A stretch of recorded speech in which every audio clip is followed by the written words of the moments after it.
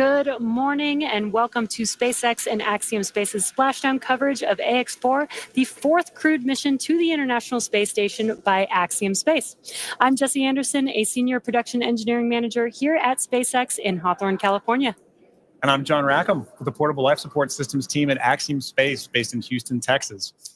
Well, with over 20 days in space, our crew spent just over 18 days aboard the International Space Station. And while on board, they worked over 60 science-related research activities and participated in more than 20 outreach events, all of this totaling more than 288 orbits, covering 7.6 million miles.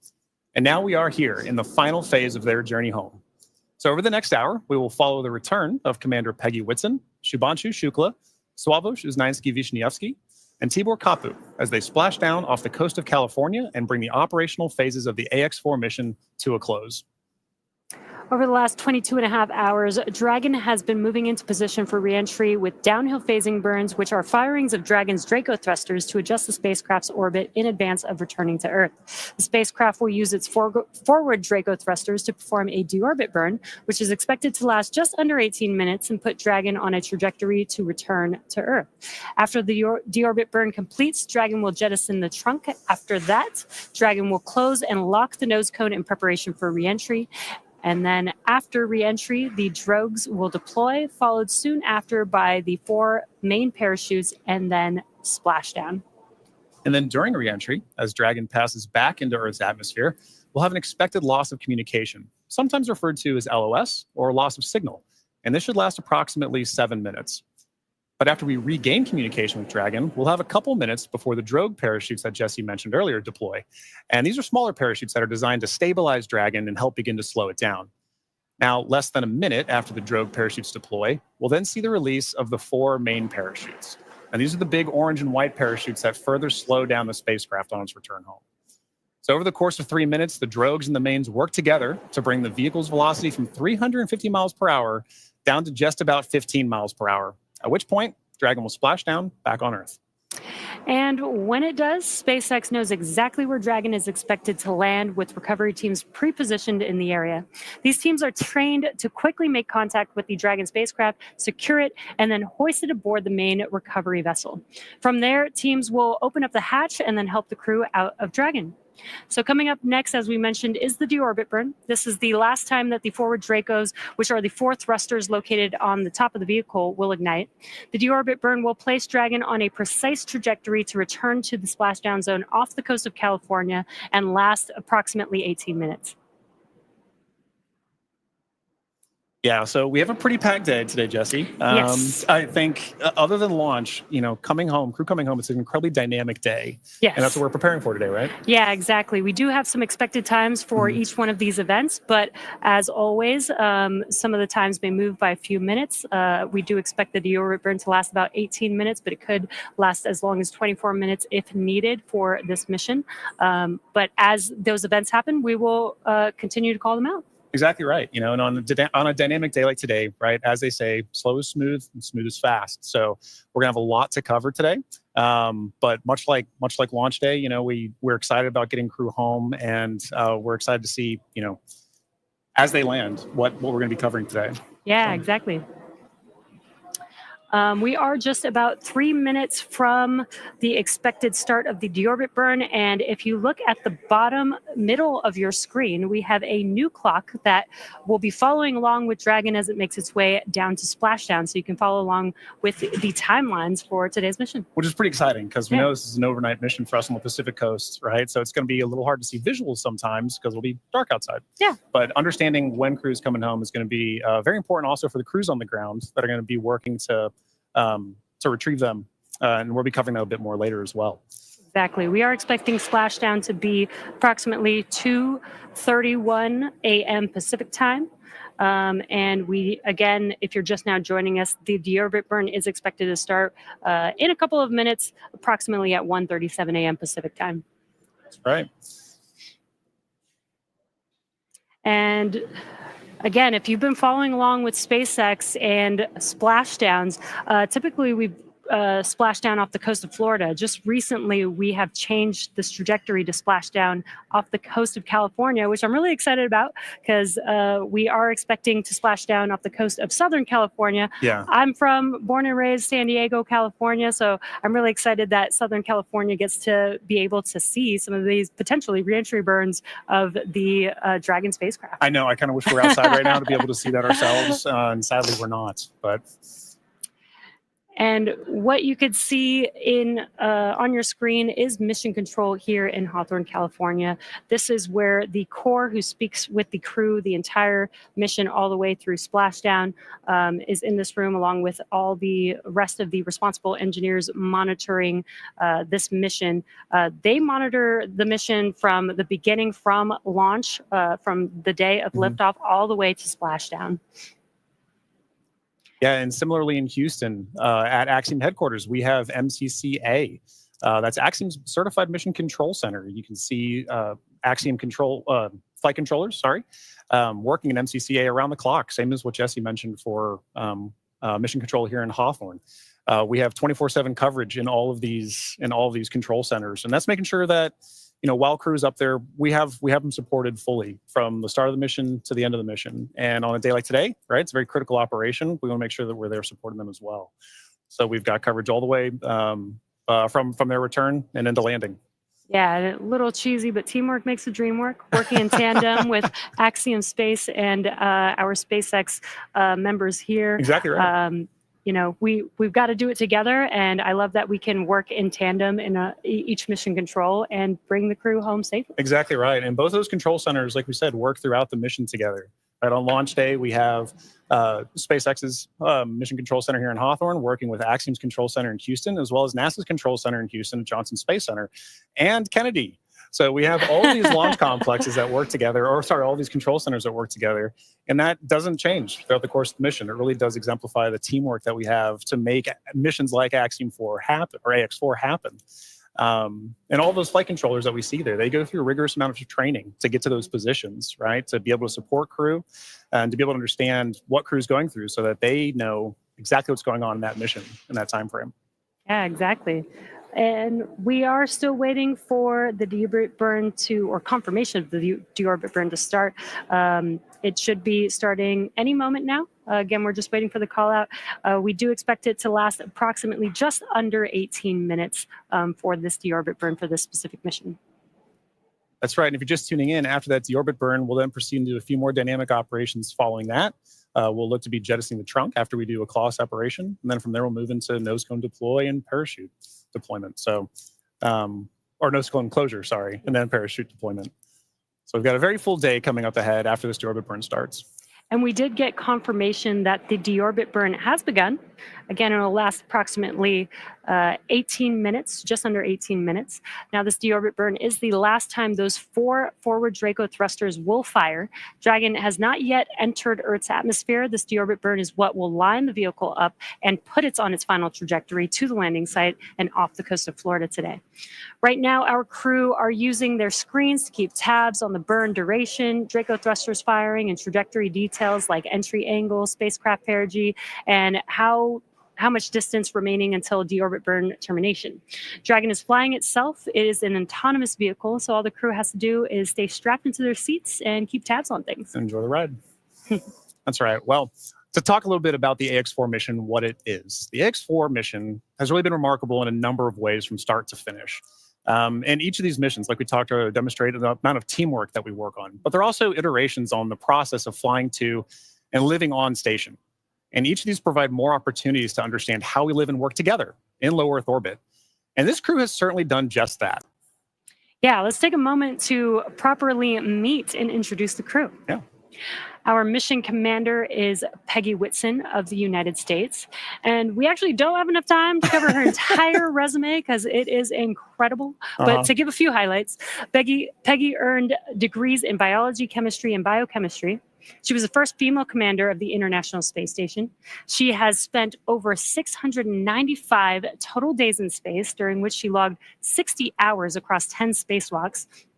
She is a two-time commander for Axiom Space, having previously served aboard AX-2, and she was just inducted as a member of the 2025 Astronaut Hall of Fame class. And congratulations, Peggy. Pretty incredible. And up next is mission pilot Shubhanshu Shukla of India, whose call sign as test pilot is Shooks. Shooks represents the Indian Space Research Organization, or ISRO. And he's also an astronaut designate of India's inaugural human spaceflight effort, Gaganyaan, an Indian-built rocket and spacecraft. He was commissioned into the Indian Air Force Fighter Wing in 2006. He then achieved the rank of Group Captain in 2024 and has over 2,000 hours of flight experience aboard aircraft, including the Sukhoi 30 MKI, MiG-29, Jaguar, Hawk, and Antonov On-32. Pretty impressive resume. And our third crew member is mission specialist Sławosz Uznański-Wiśniewski of Poland. He is representing the European Space Agency as a project astronaut coming from the reserve class of 2022, much like Marcus Wand, who served as a mission specialist on AX-3. A scientist by trade, Sławosz has earned his master's degree of science with honors from Łódź University of Technology in 2008, Master of Science from Université de Nantes, and a graduate engineering diploma from Polytech Nantes in the same year. He also spent 2 years as the engineer in charge of the world-famous Large Hadron Collider in Switzerland beginning in 2018. And rounding out this crew, mission specialist Tibor Kapu of Hungary represents the Hungarian to Orbit Astronaut Program, also known as HUNOR. The program aims to send Hungarian astronauts to the International Space Station for scientific research and technological development, as well as to inspire young people. He graduated from the Budapest University of Technology and Economics, earning a degree in mechanical engineering, followed by a master's degree specializing in polymer technologies. In 2023, Tibor emerged as one of 4 Hungarians selected from a pool of 247 candidates for the HUNOR astronaut program. He has invested a notable amount of time in his career focused on space radiation protection while awaiting his acceptance to HUNOR. What an incredible crew. Together, they are the crew of AX-4, Axiom Space's 4th private astronaut mission to the International Space Station. This mission represents the return of spaceflight for 3 nations, but it also highlights the growing opportunities for nations and entities around the world to conduct meaningful work in low Earth orbit.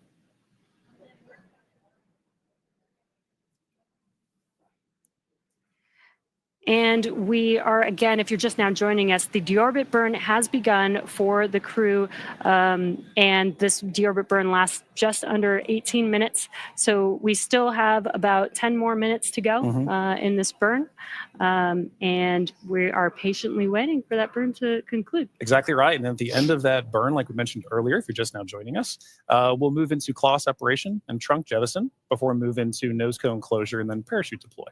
So we've got a few dynamic operations that are coming back to back, coming up here shortly. But, you know, Jesse, we were talking a little bit about that crew. I had the pleasure of meeting them a little bit before the mission, and you can really tell that this crew has taken it upon themselves to really make sure that a priority of this mission is outreach. They really want to ensure that who they are representing, the people that they're representing, are getting an opportunity to come aboard with them. And understand why they're up there, understand why they're going on missions like AX-4, why AX-4 is a mission that needs to exist to further everything. And I know that STEM outreach is something that you find pretty fascinating yourself, right? Yes, John, you already know that. I love outreach. I think it's super important. There's so much technology emerging and growing and advancing, and I think it's super important for the young people to get interested in it while they're young, so they can further explore that interest when they do get older and when they can, go to school or go into a professional field. So I think it's great that this crew specifically did multiple outreach events during like this over mission. 20, I think you said, right? Yeah. And it's one of those things too, where for a lot of times, this may be these kids' first times getting to understand like what goes on the International Space Station. What kind of things can we research in space? You know, I know one thing that kind of resonated with me is, you know, when I got to meet Sławosz, Słav, as he's known by some, especially the crew. His background in microelectronics, right? He's carrying that on his research here today to understand how does space radiation, which is a huge problem to solve, right, for long endurance, for long-term, long-duration spaceflight missions, how are we going to solve the problem of space radiation? And not just for humans, but for electronics. And so for this particular mission, they were, and we'll cover a little bit of this later too, but they were flying some experiments to assess, like, how can we better protect these in orbit? So I think Swav, Tibor, their backgrounds really help kids understand, how can I tie my research to the practicalities and understanding of how do we live and work in space? Yeah. And honestly, this is what we do all of this for. This is what Axiom 4 is for, and other missions have been for, is to do that research. I think a lot of people don't realize astronauts are scientists. They are. They are. Doing a lot of experiments. Exactly. First and foremost, the reason we're up there is to understand, how are we going to keep doing this? How can we keep doing this? So every mission that we work together, we learn from each other. Every mission that this crew goes on, from AX1 up through AX4 now, we all build on the last mission before it. We've been doing it for years. We're going to continue to be doing this as well. Yeah. So it's really exciting to see them put that emphasis on not just the research, but also the outreach to get the next generation of people to do the next missions. Yeah, I love it. If you're just now joining us, again, there is a clock in the middle of your screen where you can follow along with the timeline of the mission all the way towards splashdown today. And also in the bottom right-hand corner of your screen, there's a little graphic showing Dragon and its thrusters firing. So while we are not showing some live views at this moment, you can kind of see which thrusters are firing, and there's a lot going on.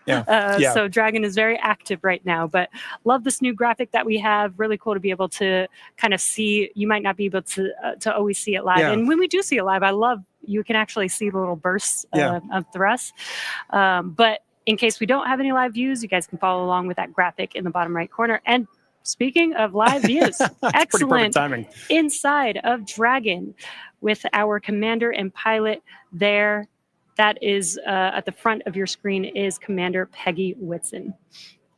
And if you're looking right past Peggy Whitson as well, you can see our pilot Shubhanshu Shukla interacting with Dragon's controls there right now. But as you mentioned, Jesse, Dragon is a fully autonomous vehicle on this way home. So kind of tying back to one of the things you mentioned earlier, being able to see the thrusters firing like that really highlights a good point. When we don't have direct camera feeds like what we just saw, we still get vehicle insight. We still get spacecraft insight.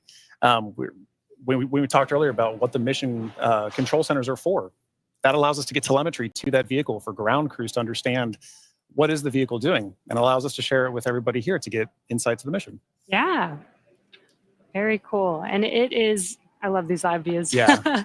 But it's really hard to believe that it's been 5 years since Dragon radically changed how humanity gets to space. After the space shuttle program ended in 2011, NASA astronauts primarily used the Russian Soyuz spacecraft to travel to and from the International Space Station. From 2011 to 2020, the Soyuz was the only human-capable launch vehicle available. And in December of 2010, Dragon became the first commercially built and operated spacecraft to be recovered successfully from orbit.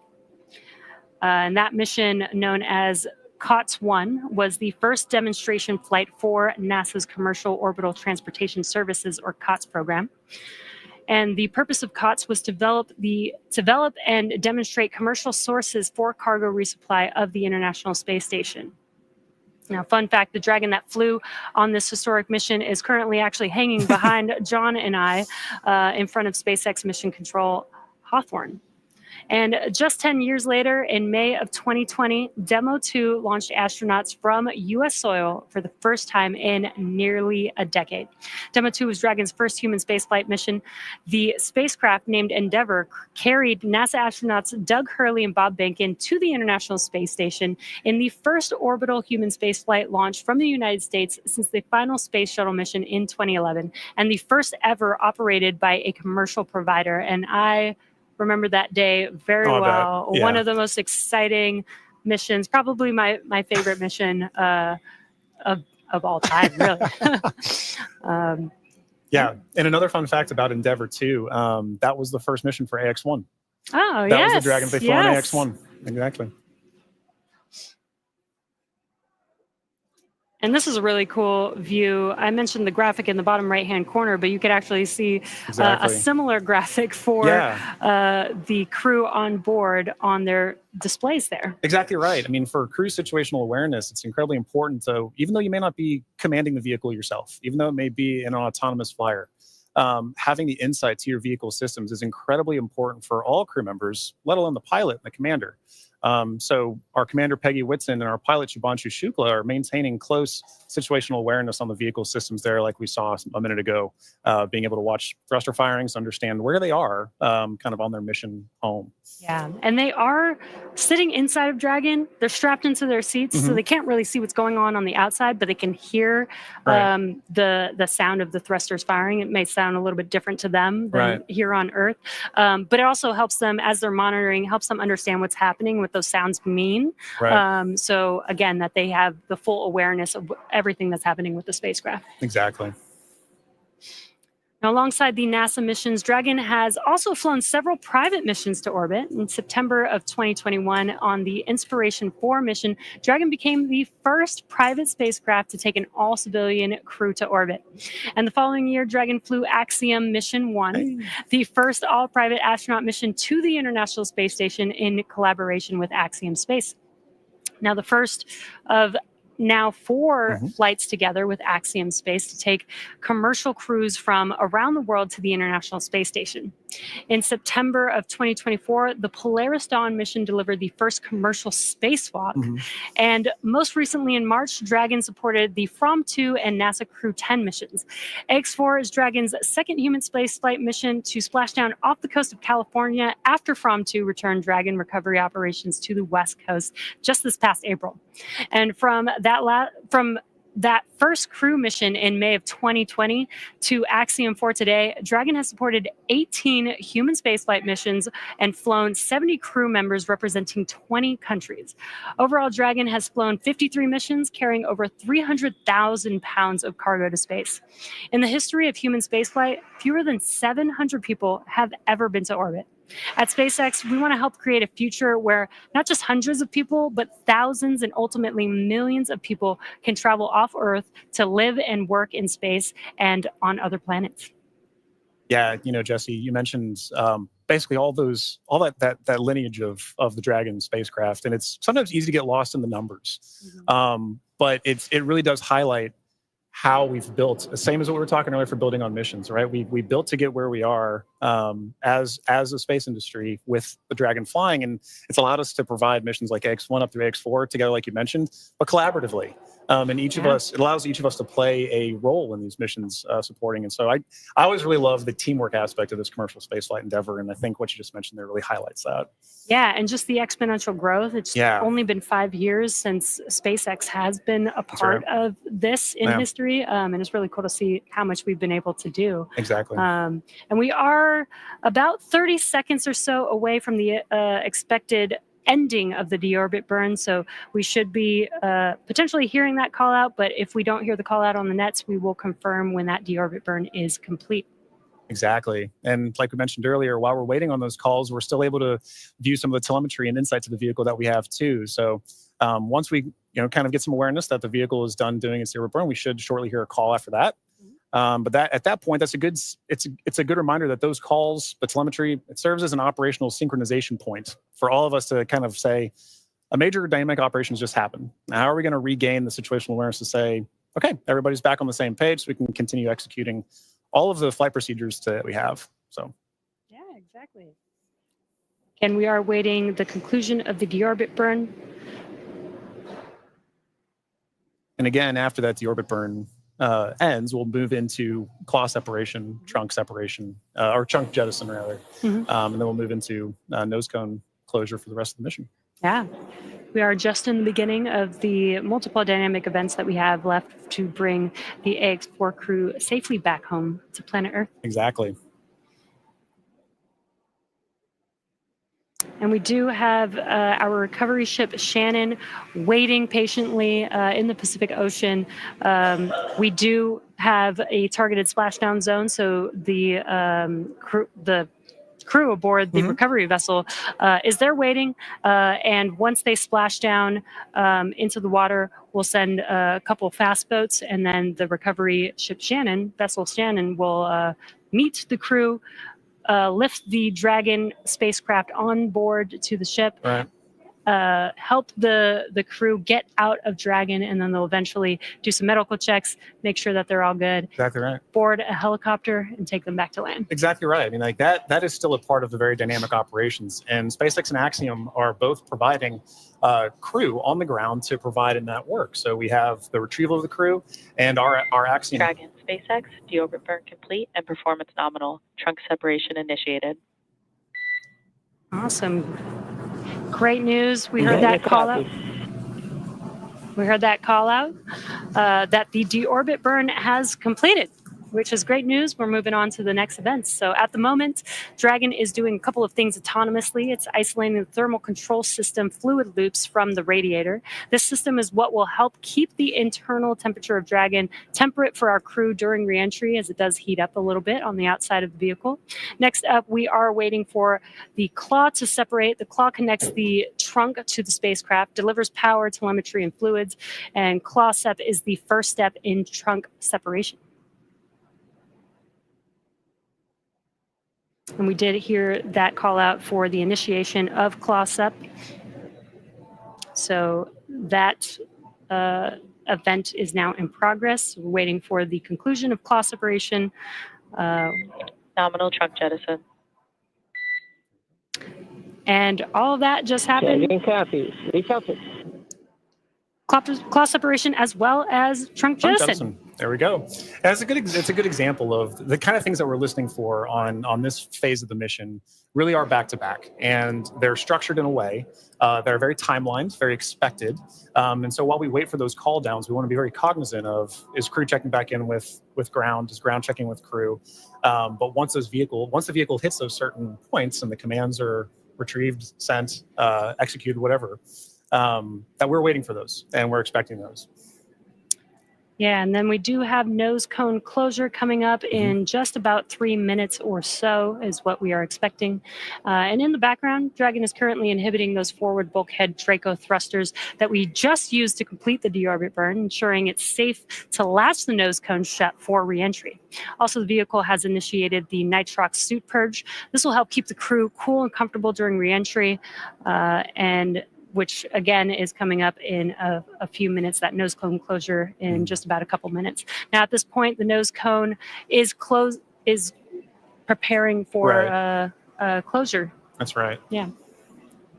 And now for those of you just joining us, we are, as Jess just mentioned, we are in the phase of flight where we've now gotten good confirmation that the claw has separated, that the claw has retracted, and that the trunk has been jettisoned. And we're waiting for that nose cone to close. And a minute ago, we had good visuals inside the vehicle showing our commander, Peggy Whitson, and our pilot, Shubhanshu Shukla, engaging with those controls for the vehicle to maintain insight, to understand where the vehicle is at this moment in time. And what you're seeing on your screen is a map of where Dragon is above the Earth. And again, it's making its way over, it's going to make its way over the Pacific Ocean to splash down off the coast of California. And you can actually see how close it is passing by the International Space Station there, which is pretty cool. Yeah. Again, it's amazing being able to actually maintain the kind of awareness we have on this, right? As you know, last night when we were tracking undocking, kind of understanding where Dragon is relative to station with regards to things like the keep out sphere. It can be easy on a day like splashdown when we're not talking about from undocking from the space station, to still be able to maintain awareness of where we are relative to it. I think in our orbit is fascinating. Again, we are waiting nose cone closure. And if you've been following along SpaceX, reusability is extremely important to us. That is what nose cone closure is for. In previous Dragon designs, we used to jettison the nose cone, but being able to close the nose cone allows us to just reuse it. We actually don't necessarily need it on the reentry, but it does protect the forward of the Dragon spacecraft during ascent, during launch, basically. That's right. Yeah, and being able to reuse that, I think, is an incredibly important aspect of what we're trying to do as we advance these missions, right? You take every mission and you learn from it, and you say, what can I do next with it? And so being able to now close your nose cone and keep the vehicle for next time is pretty important. Makes reusability and preparing for the next mission very easy. Exactly. But you're right. Now, once we're closing that nose cone, we have to make sure that there's no more Draco firings that are happening, because once those Draco firings are done, we can then safely close the nose cone and prepare it for reentry. Again, we are waiting for nose cone closure, and it is expected to be fully closed any moment now. So we are just waiting for that confirmation.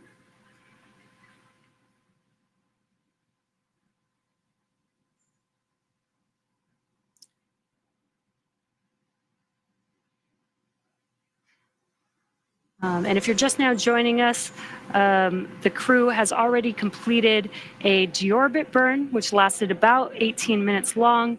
We had claw separation and jettison of the trunk, and nose cone closure is now in progress. Again, we're waiting for that nose cone to fully close, and then we'll begin to reorient the vehicle as it's lining up with its landing zone and prepare for re-entry through the Earth's atmosphere. That's right. And that landing zone for today is in the Pacific Ocean.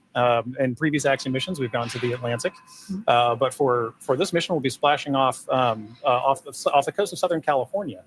And at that point, once crew has landed has splashed down, rather, sorry, we'll be dispatching crews out to the crew to retrieve them, pull them aboard Shannon, our SpaceX's retrieval vessel, and at that time, ground crews will also be assessing crew, making sure they're okay, and Axiom Space personnel will also be providing support to the crew as we pull them back on board.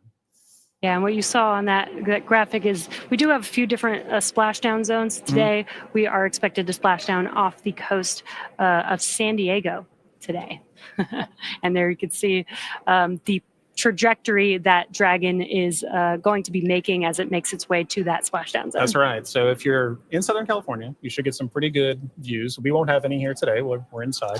But we will be following along closely, obviously. Once those parachutes deploy, we get good visual confirmations of crew. It's important to note that the ground crews will know exactly where Dragon is landing. Or splashing down, rather. And at that point, we'll be able to go out and retrieve them. But prior to that, you should get a pretty good view of Dragon coming in. Yeah. I think it's a pretty cool view. I've seen the videos, haven't seen it in person just yet. Hopefully one day I'll get to see reentry of a crew. But if you're in Southern California and you go outside in about 15 minutes or so, you might be able to see it. That's right.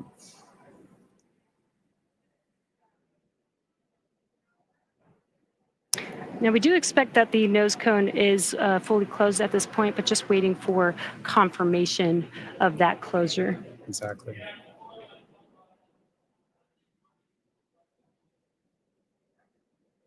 Again, the nose cone helps protect the forward bulkhead thrusters and just the forward section of the Dragon spacecraft during ascent. And closing the nose cone, again, just helps with recovery.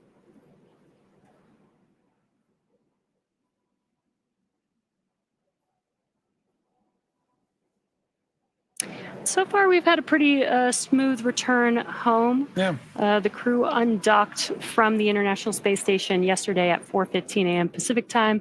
They spent 22 and a half hours coasting, doing a few more orbits in space before they come back down to planet Earth.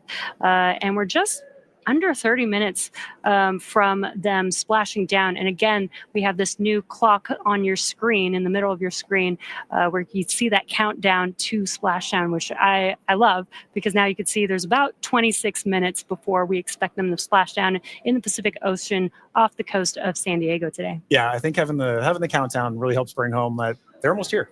It is time for the AX4 mission to come to a close, but this is just the dynamic phase of the missions that's coming to a close. There's so Dragon, SpaceX, nose cone secured for entry.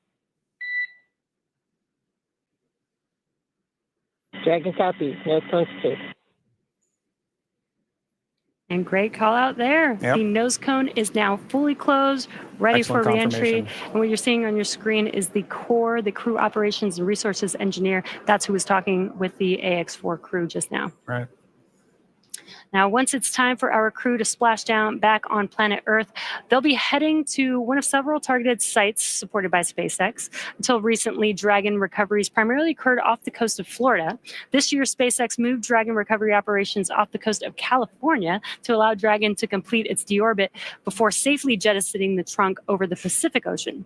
AX4 will be SpaceX's second crew mission to splash down in one of the new locations. From 2 was the first in April earlier this year.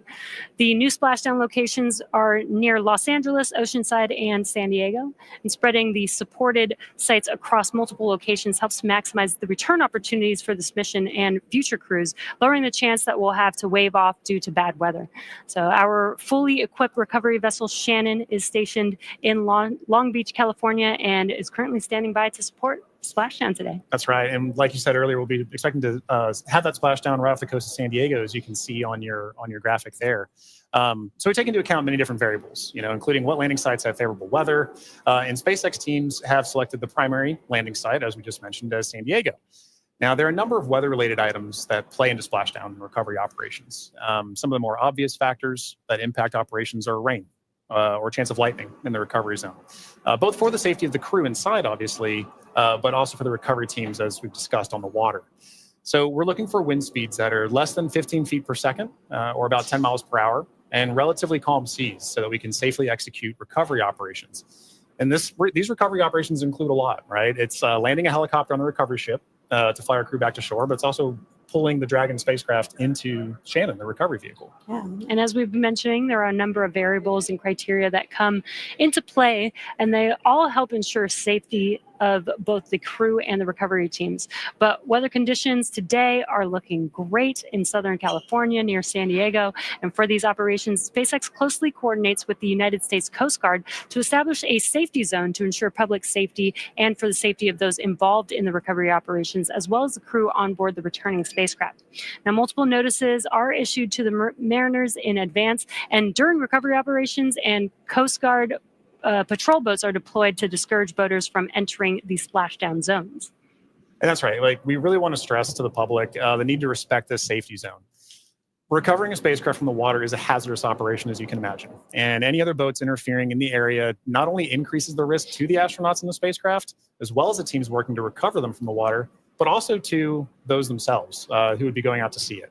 So for the safety of the crew, as well as your own safety, we recommend you sit back from home, watch and follow along the action from your TV, as the teams who have trained extensively do this. For final entry briefing, report when ready to copy.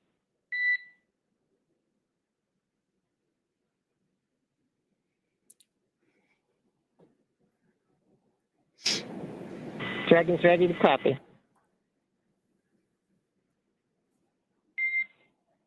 Dragon, I have no deltas to the previously briefed times. The vehicle is healthy, weather is still looking good, and recovery forces are on site. Predicted COM blackout starting at 0918 Zulu and ending at 0925 Zulu. How copy?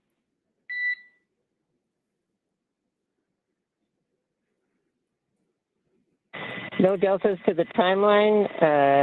Everything's healthy and weather looks good. 0918 to 0925 for the COM blackout. That's a good readback, Dragon. And with that, I'll be looking for you to verify that tablets are secure, visors are down, and restraints are tightened no later than 150 kilometers. Dragon copy. Welcome.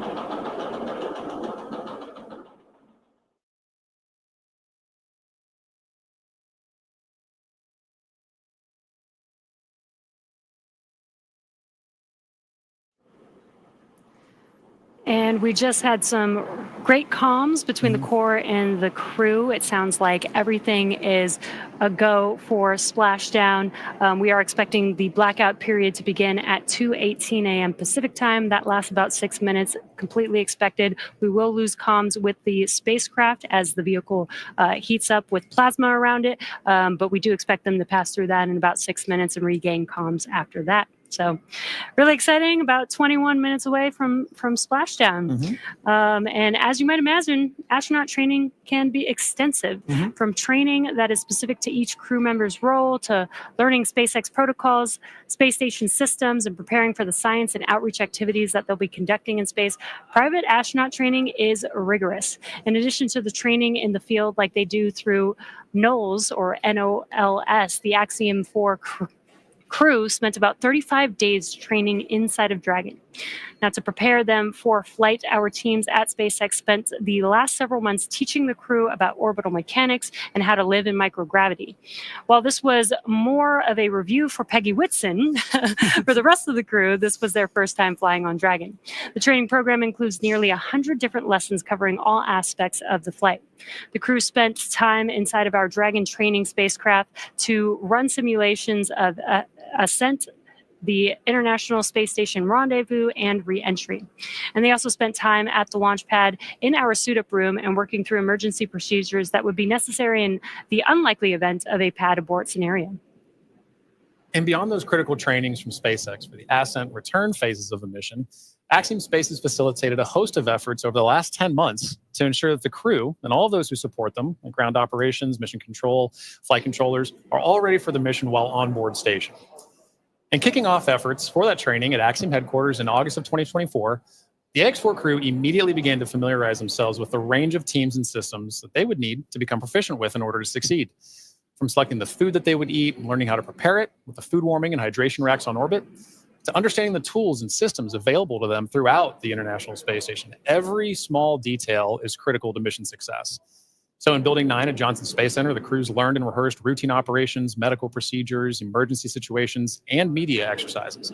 All of this built up to full-scale simulations that were then run in coordination with ground teams at Johnson and around the world. And as the name of the International Space Station suggests, specific modules are owned and operated by different nations. The crew traveled to Germany to earn their certification of these systems in the European module known as Columbus. As an ESA project astronaut, Sławosz had additional trainings at the European Astronaut Center. The crew then traveled to Japan to learn the systems of the Japanese experiment module, also known as KIBO. With hands-on training that culminated in a round of testing, the crew became certified to use the systems of KIBO for their flight. And beyond the specific requirements of each space station module, the crew also participated in a range of efforts that would bond them into a crew and ensure that they were physically and mentally prepared for any mission scenario. So this included a week of training with the National Outdoor Leadership School, or NOLS, where the crew faced a week of kayaking against heavy winds. It also included a day in an altitude chamber to experience how their body reacts to different oxygen levels, and even included an underwater helicopter escape training simulation. SpaceX Dragon crew has tablets secured, restraints tightened, and visors down. SpaceX copies, crew are configured for entry. 5 minutes until predicted comm blackout. We'll see you on the other side at 0925 Zulu. Copy 09250 on the other side of the blackout. Okay, and good comms there from crew that they are ready and configured for their return time. And, you know, an aspect of that is to wrap up our discussion about training. That's a major training point for crew, understanding how their return phase is going to look so that they know, let's go ahead and call ground and let them know that we're ready for maintaining it. So training really is at the heart of any successful mission. You plan, you train, you fly in that order. Yeah, exactly. Training prepares every astronaut, even those very experienced like Peggy Whitson, and she also did retraining with the AX4 crew. It's important for the crew to train together. But this prepares them for any phase, any potential scenario in their mission. Exactly right. You know, and missions like this are important milestones for everyone involved, from the crew members who fly to those that they represent, to the host of scientists and engineers around the world who have an opportunity for their research or their technology to be tested in microgravity. Everyone learns from these missions. And for Axiom Space, this is at the heart of why we do these missions. We're building opportunities for others to advance what is possible and expand what is known. And we want to enable every human everywhere to take part in this. Now, after a beautiful launch on June 25th, the AX4 crew docked with the International Space Station a little over a day later, opening the hatch and greeting the Expedition 73 crew on June 26th. The crew shared some good words in a welcoming ceremony and an astronaut pinning that we don't have there, but did happen, before quickly getting to work on their extensive itinerary.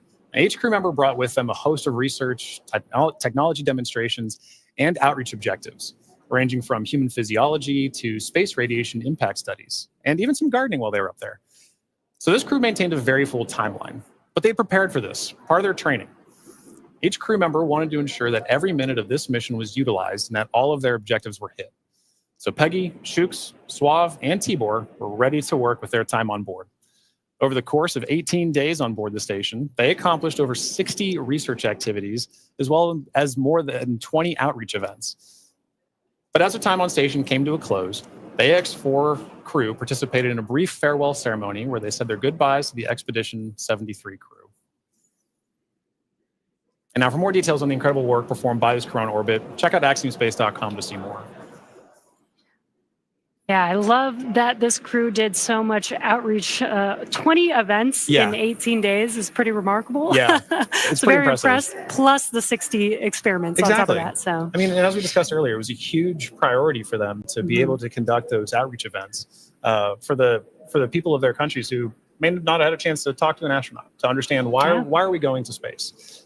Now they have a better understanding of that. And like you mentioned earlier, it's get them started young. Let them understand the passion of it. I know that my nieces, my nephew, right, they're excited about space. Yeah. They want to be involved in space too. So I can only imagine getting a call from Tibor, getting a call from Suave, and understanding, what are we doing up there? Oh, that would be so awesome. Yeah.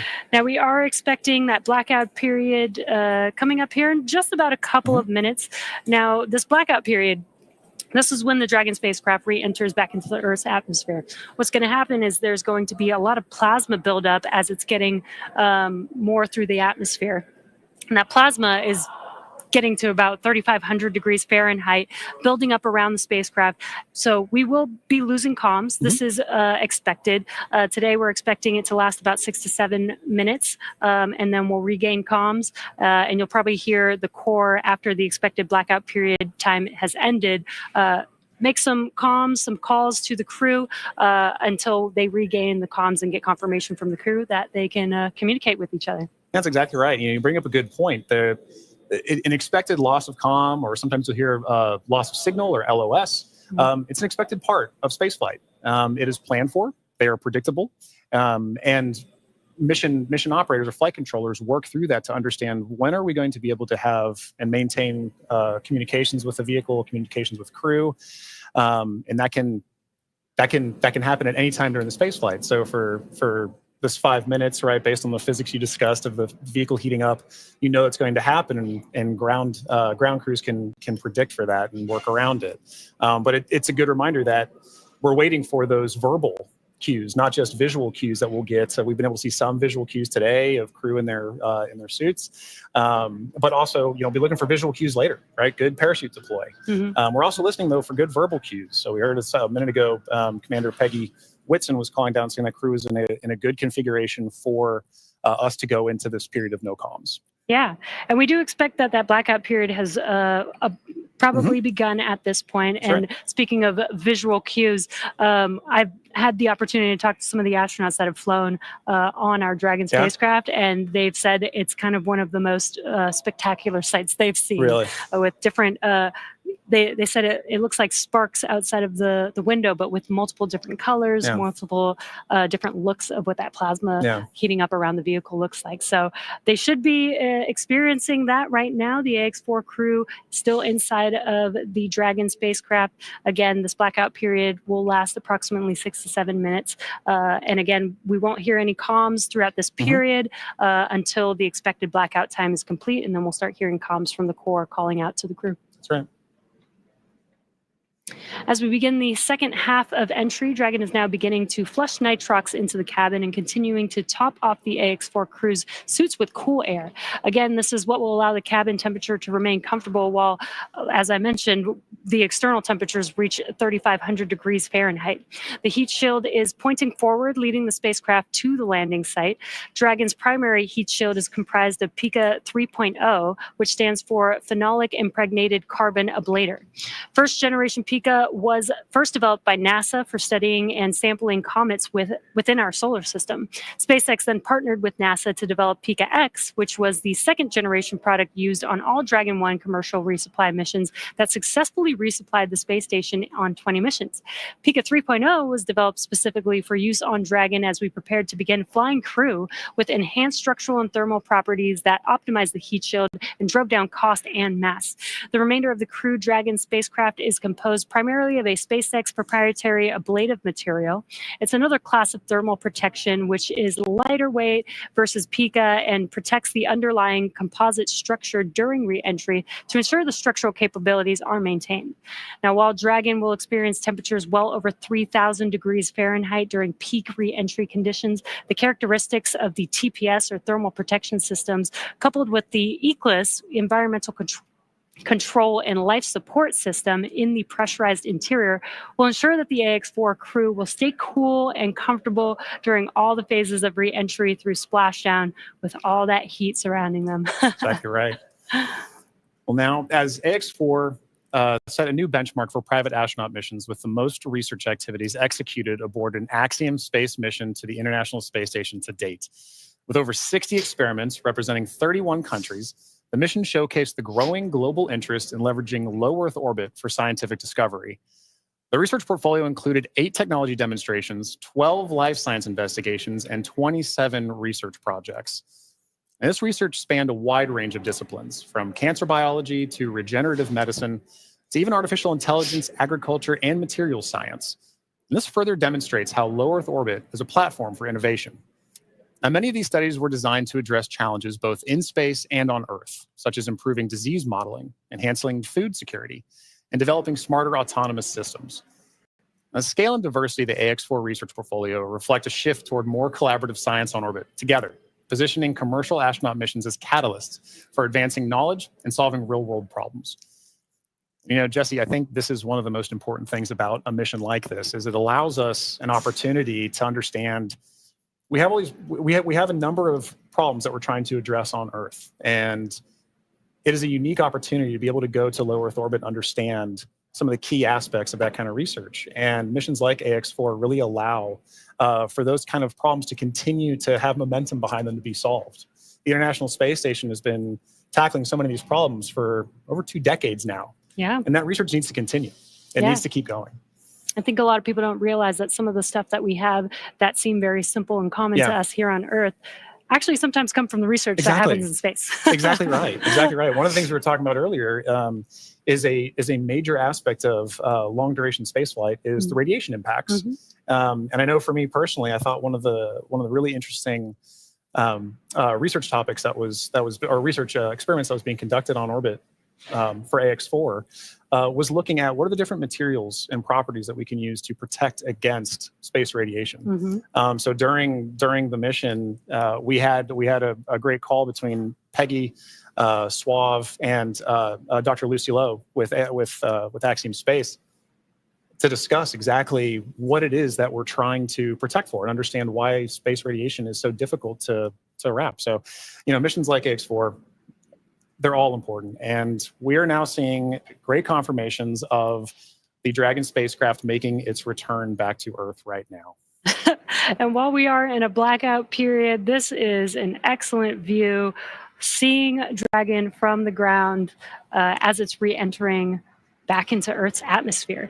Now, that blackout period is expected to conclude at 2:25 a.m. Pacific time. So just a couple more minutes here, and then hopefully we'll get some comms back between the core and the crew. But in the meantime, at least got some cool views of the crew almost back down here on Earth. Exactly right. And you know, making that kind of visual confirmation is such an important part of what we're tracking today. We're tracking a lot of very dynamic operations. And so being able to see what we see on the screen there is incredibly important for mission controllers. Dragon, SpaceX, comm check.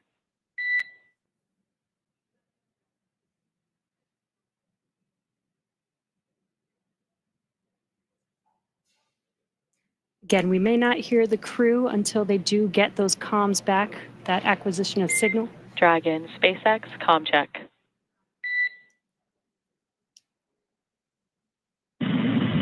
SpaceX SpaceX Dragon, we have you loud and clear.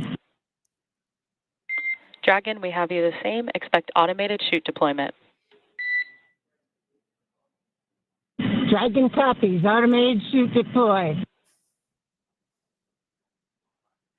And great news, as you Yeah. heard there, we got comms We from got the comms. X4 crew. That's exactly what we're waiting for. And I love that you can hear the excitement in Peggy's voice, too. Yeah. It's like she's done this before. Maybe a few times. times. A great live view on your screen inside of Dragon as they are re-entering the Earth's atmosphere. And we did hear confirmation that there will be the automatic drogue and parachute deployment coming up here shortly. And on your screen with that great live view. GPS converge. Expect nominal altitude for drogue chute deploy.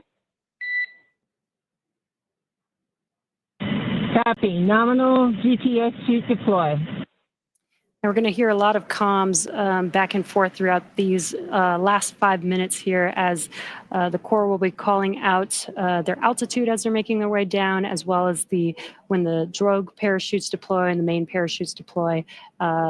And then as they get closer and closer to Earth, just keeping the crew updated with how close they are before splashdown so that they can expect that splashdown. Exactly right. Exactly right. And those are the things that crew that you're seeing there on the left side of your screen are following along with their onboard telemetry. And for you at home as well, you can see on your screens as well, things like vehicle speed, vehicle altitude. All those are really important metrics that we're trying to understand as part of the visual confirmations, the audio communications or the verbal communications that we've gotten with crew. We're also getting vehicle communications and telemetry to all understand how we're looking as we lead up to these next 4 minutes before. And there you can see on your screen, the seats are rotating for the crew. This prepares them for that splashdown. So they do Brace for drogue window. They do reorient the crew depending on the dynamic events that are happening. So the crew does lean back during re-entry. Crew is braced. And then they are sitting up a little bit more upright for those drogue and main parachutes to deploy. That's right. Having them in that position helps distribute the forces correctly so that when they're experiencing that dynamic event, they're as comfortable as they can possibly be. Yeah. We're now waiting for confirmation that the Dragon's chutes have deployed, coming up here just in under a minute or so. Just prior to the deployment of the initial drogue chutes, Dragon automatically safes the propulsion system. Dragon then deploys its drogue parachutes to stabilize and decelerate the vehicle.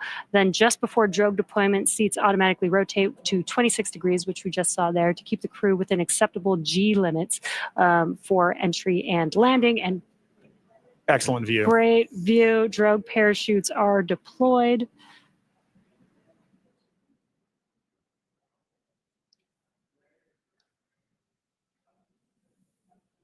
View looking forward. Drogue descent rate nominal. Descent rate nominal, copy. Again, we're going to hear a lot of comms throughout this next 3 minutes here. This is looking forward on the Dragon spacecraft up at the chutes.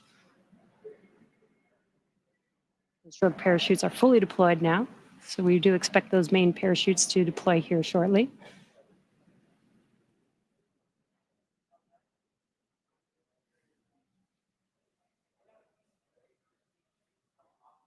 If you're just joining us, we have now confirmed that the AX4 crew on their return home is roughly 2.5 minutes out from splashdown, and our main chutes have deployed. Main chute descent rate nominal. Copy, main chute descent rate nominal, 1,000 meters for Dragon. We copy 1,000 meters. Great visual confirmation as well as those comms that the 4 main parachutes have deployed. Again, we are going to be slowing down the vehicle from 350 miles per hour all the way down to just about 15, 16 miles per hour by the time that the vehicle touches down and splashes down into the ocean.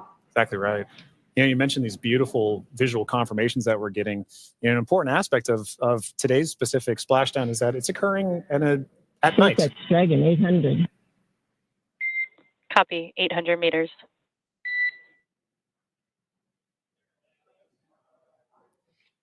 Commander Peggy Whitson confirming the spacecraft's altitude as it's making its descent into the Pacific Ocean just off the coast of San Diego in Southern California. Yes, love that it's coming off the coast of my hometown. 600 meters. 600 meters. And at 600 meters, we're just under a minute before that expected splashdown. The landing in water is a lot simpler and more reliable. Provides a little bit of margin against unlikely parachute issues. We did have to learn how to make Dragon waterproof as we are splashing down into the ocean. But SpaceX copies 400 meters. Reminder to brace for splashdown.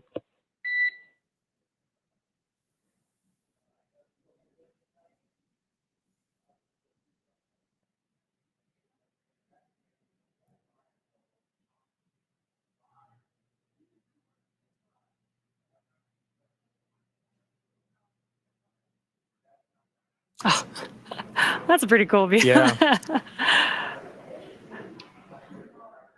right. Maintaining the vehicle signature through things like cloud layer and any kind of atmospheric disturbance allows us to maintain visual contact with the vehicle as it's making its final descent towards water landing. And it's a little foggy, as you can see there. Yeah, Pacific fog is rolling in.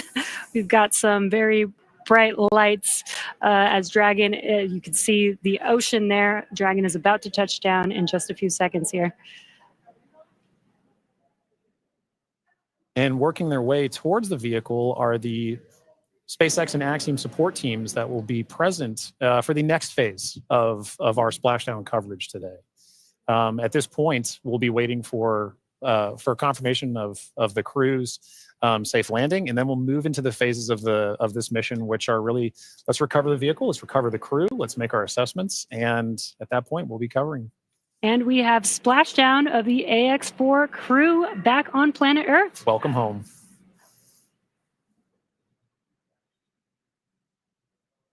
SpaceX Dragon splashdown. We are in stable 1.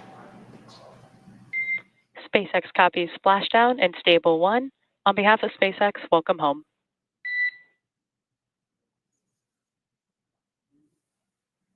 And thanks for the great ride and the safe trip, and Grace is happy to be back. We are happy to have you back home safely as well.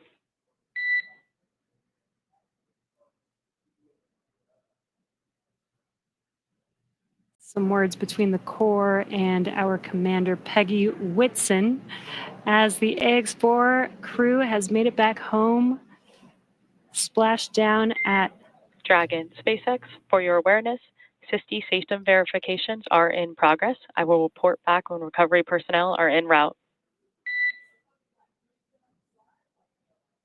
Dragon.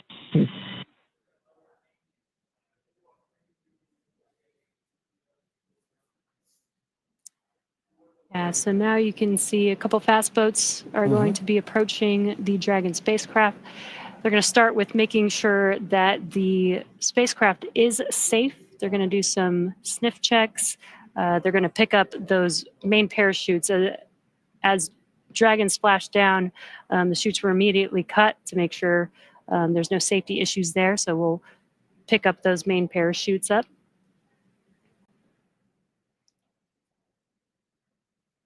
And once the crew deems that the spacecraft is safe, then our recovery vessel Shannon can begin to approach and begin the recovery process. So we are now eagerly waiting on recovery of our Dragon spacecraft with the AX4 crew. Dragon has already autonomously completed several steps to save itself following splashdown. So for those of you just joining us, the return of AX4 has gone smoothly so far, and we just got great confirmation that crew has splashed down. So Dragon successfully re-entered the Earth's atmosphere, followed by deployment of its parachutes to slow the spacecraft down to a gentle 15 miles per hour. And at that point, they successfully splashed down in the Pacific Ocean at 2:31 a.m. Pacific time, off the coast of Southern California. So at this point, like you mentioned, Jesse, we are just waiting for Dragon's recovery of that from Shannon. Yeah, upon detection of landing, Dragon automatically releases the main parachutes to prevent wind from pulling the spacecraft. Dragon then automatically saves any pyrotechnics still present on the vehicle and may automatically perform additional minor system reconfigurations. The astronauts remain seated and in their suits at this point, but the onboard air conditioning keeps temperatures in check inside the spacecraft, and the communication systems on board remain powered so the crew can continue to communicate. And as we're watching, SpaceX has 2 fast boats in the recovery fleet, which move very quickly to get to the splashdown point. And those are being followed by Shannon, the main recovery vessel, which will move into position upwind of the spacecraft. The 2 fast boats have very specific roles here in these operations. The first fast boat makes initial contact and is focused on immediate safety inspection of the vehicle, checking for vehicle integrity and any presence of hypergolic propellant vapors. This ensures that it's safe for Shannon to approach the Dragon spacecraft. Now, once Dragon is cleared for full approach, the team begins rigging the spacecraft for water recovery by the recovery ship. The second fast boat is responsible for parachute recovery and also serves a redundant boat to the first. So we'll see a team member, we'll also see a team member rather on a jet ski helping to gather up the now detached parachutes that you mentioned came off. Jess. Yeah, and it'll take a little over 10 minutes for the recovery crew to complete their safety checks. Then once they're complete, the team will begin preparing Dragon to be lifted into the recovery vessel. As part of the preparation for this lift, one member of the recovery team will climb on top of the spacecraft so that they can attach Dragon's hoist rings and connect the lifting lines. Now, it will take us less than an hour to raise Dragon to the recovery boat and remove the crew from the spacecraft. And then after medical checkouts, the crew will return to shore by helicopter and then be flown back to Houston. That's right. And each of these next steps are entirely dependent on the status of the crew. Axiom Space's Dragon, SpaceX, we have pulled go for recovery personnel approach. Expect fast boats alongside in 1 minute. Dragon copies. We'll be waiting. And with that call from Core to Commander Peggy Whitson, you can see now the fast boat making the 2 fast boats rather making an approach to the Dragon that you see in the middle of your screen with that flashing green beacon. Now, as we mentioned, Axiom Space's chief medical officer is on the main recovery ship Shannon and is ready to put eyes on this crew for the first time since they departed quarantine together. And our medical teams will be with them every step of the way home.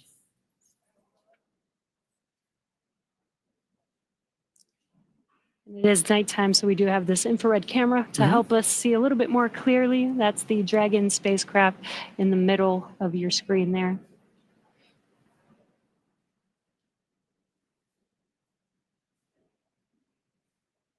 These SpaceX fast boats are now making initial contact with the Dragon spacecraft, excuse me.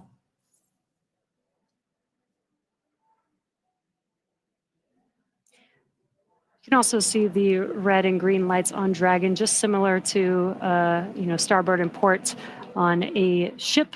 We have that for nights like this where it's a little bit harder to see the orientation of the vehicle. So those red and green lights help us understand which side of the vehicle and orientation that we are approaching.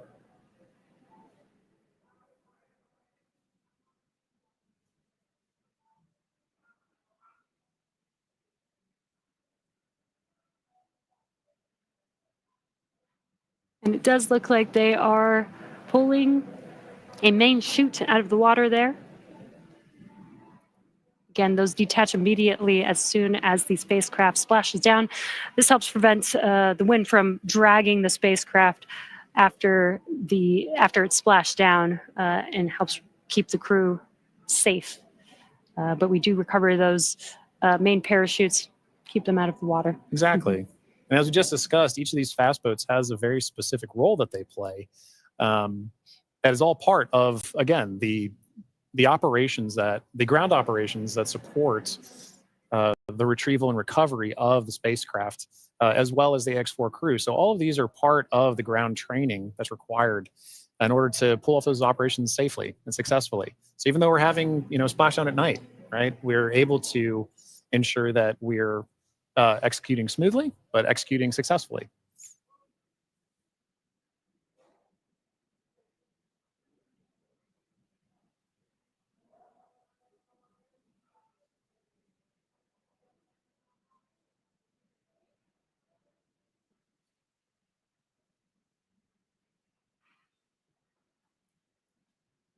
We're now looking at some additional views that we're getting in of the fast boats making their contact with the Dragon spacecraft. And we should be seeing a crew member actually climb on board the spacecraft, Yep. do some final safety checks, and then help begin setting up the rigging for the spacecraft to be lifted out of the water. That's right. It's all part of a coordination, a choreography of events, right? Getting from spacecraft is in the water. What are the next few steps that have to occur before we can get Dragon onto the recovery vessel Shannon? And this is a very key moment in that.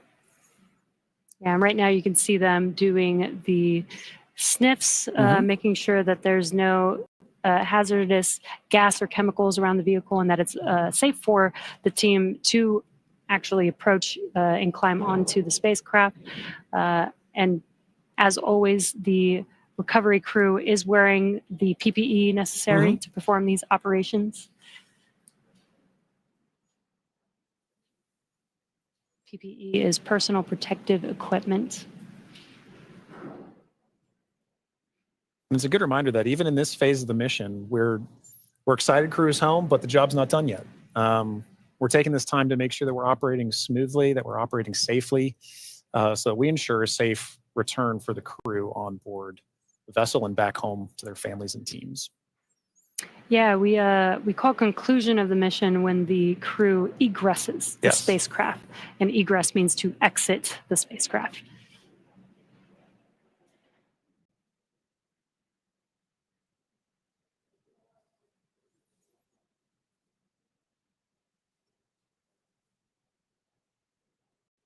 Got some calm waters there, which is great. Yes, exactly what we're looking for. Southern California, Southern Pacific Ocean, as we splash down off the coast of San Diego today. Dragon, SpaceX, hypergol sweeps, and unfired ordnance checks are nominal.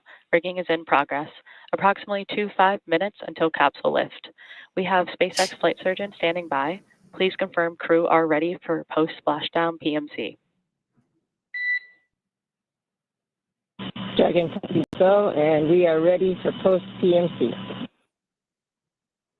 Copy that, Dragon. The next call you hear will be from flight surgeon on Dragon to ground privatized.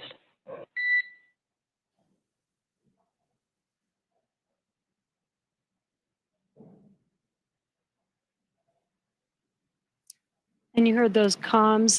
The team is going to do some medical checks. They are going to do that on a private net. And that's what those comms were, confirming that they are switching the nets that they will be communicating on. And this is just to make sure that the crew is feeling okay. Exactly right. Through all those dynamic events. While for us watching Dragon re-enter the Earth's atmosphere from afar, there's a lot going on in that spacecraft there with the crew. So just making sure that the crew is feeling good and checking in with how they're doing. Exactly. It's an important touch point for kind of reaching a key milestone on the return trip home. As just mentioned, it's a very dynamic phase of flight. In those private medical conferences or PMCs with a SpaceX flight surgeon, really allow ground teams to be able to make an initial assessment of crew while the team is also, the ground teams outside are continuing to work that rigging. They mentioned it take about 25 minutes for crew to rig and then hoist the Dragon spacecraft into the recovery vessel. So while those operations are happening, crew will also be talking with ground medical personnel just to get an understanding of, hey, how's everybody doing? How are you looking forward to it? Yeah. And they did confirm that the vehicle was safe to approach. They did some hypergol checks, and they also checked the thrusters that did not fire to make sure that there are no leaks from those thrusters. We do have Super Dracos on the vehicle in case of an abort emergency during ascent. We did not need those thrusters on this mission. And again, they are only used for the ascent portion, but we do want to make sure that throughout the mission, as the Dragon spacecraft was docked to the International Space Station for 18 days, that everything is still good and safe, again, to complete these final recovery operations.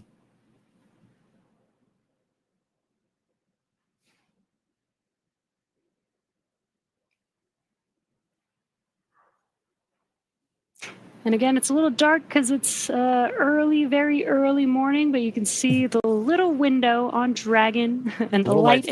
Little light inside there as the crew is patiently waiting recovery operations.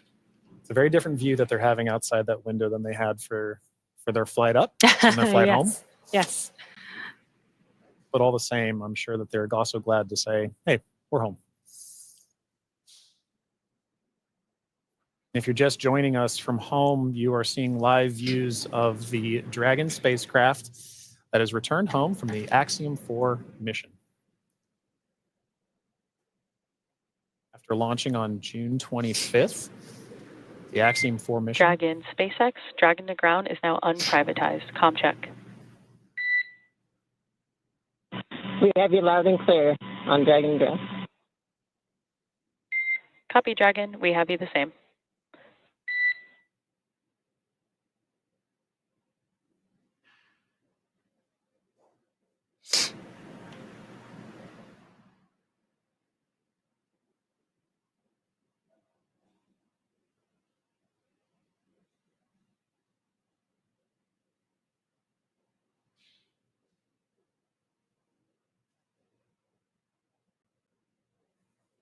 You can now see on the screen SpaceX support personnel beginning the rigging procedures to ensure that the Dragon spacecraft is rigged. SpaceX, be advised, we're going to step into transitioning the forward link. Com will be unavailable for approximately 5 minutes. Rigging continues nominally. Dragon copies, 5 minutes. LOS.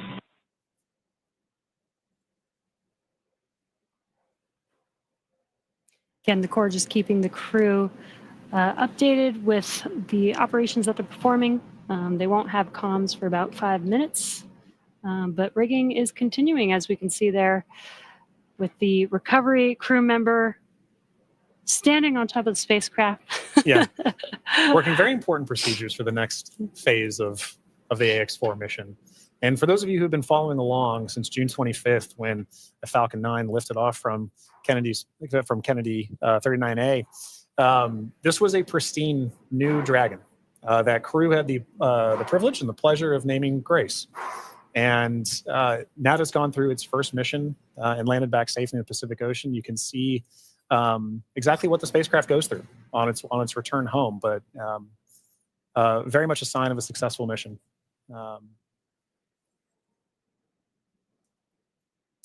Yeah, I love the tradition that the first crew that flies in the spacecraft get to name the spacecraft. And Peggy Whitson had some great words on why they named the spacecraft Grace, which I think is amazing. And we've got a great fleet of Dragon spacecraft. And speaking of Commander Peggy Whitson, she's actually our third frequent flyer. Yeah. Our first frequent flyer was Michael Lopez Alegria from Axiom Space. Yeah. Second being Jared Isaacman when he flew on the Polaris Dawn mission. And now Peggy Whitson flying for a second time on a Dragon spacecraft. At SpaceX, we're trying to make these vehicles reusable, just like aircraft when you fly and fly over again multiple times a day. And we're getting closer and closer to that with the same crew members flying again, which is awesome. And it's important to note, right, that kind of mission-to-mission lineage, right, allows crew members like Peggy Whitson, like Michael Lopez Alegria, to better help inform the next crews that are coming with them, right? The more familiarity that you get with the vehicle, the better equipped you are on your mission. And I, as a personal Peggy super fan, I cannot imagine a more fitting astronaut to be able to give a name to a new vehicle. I love the messaging behind why they chose to name it Grace. And to your point, Jesse, about the frequent flyers, I loved that during launch, we could see I don't know if it's a new tradition potentially, but we got to see some boarding passes that SpaceX provided to the AX-4 crew. And because of her frequent flyer status, Peggy Whitson got a gold boarding pass. And I absolutely adore that she was able to have that distinction. Yes, just add it to her resume. Yeah, you can add it to her resume. SpaceX frequent flyer.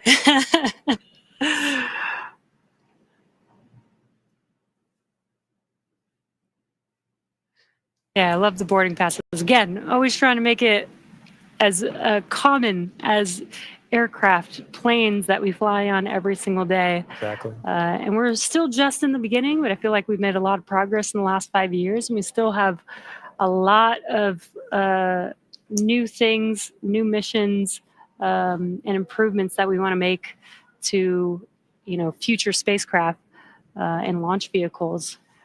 So I'm excited for the future. I really Exactly do right. believe that we could get to aircraft, plane, regular flight, Yeah. multiple flights a day Yeah. within our future. I think we can. And human spaceflight it's a team sport, and it is something that you are always learning from. No matter how commonplace any of these missions get, right?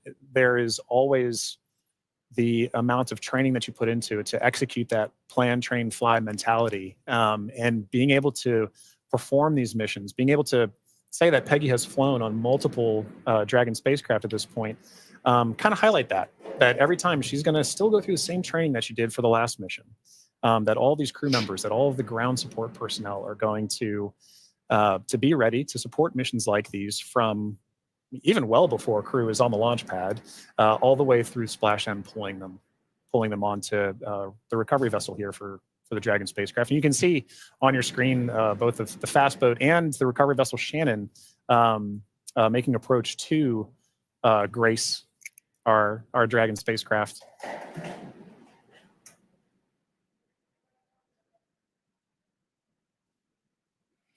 There you could see what we call the Dragon nest.